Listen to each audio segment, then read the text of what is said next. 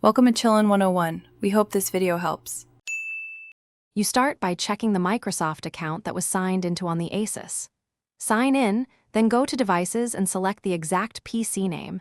Bitlocker keys are listed there. Once done, copy the 48-digit recovery key and store it securely.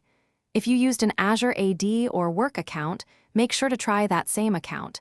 The key can be stored there instead. This first step often resolves the issue fast, because most Windows setups backup keys automatically to Microsoft. Next, check Azure Active Directory or your organization's Intune portal if the Asus is work-managed. You may find the recovery key linked to your corporate account. Sign in and search device records.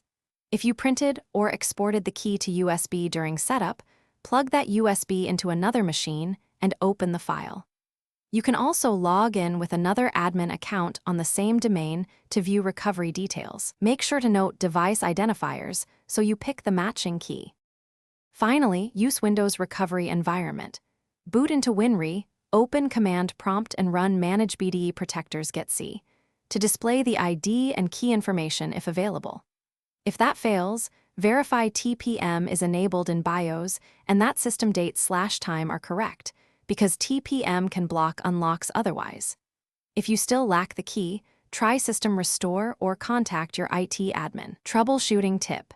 If BitLocker was set by company policy,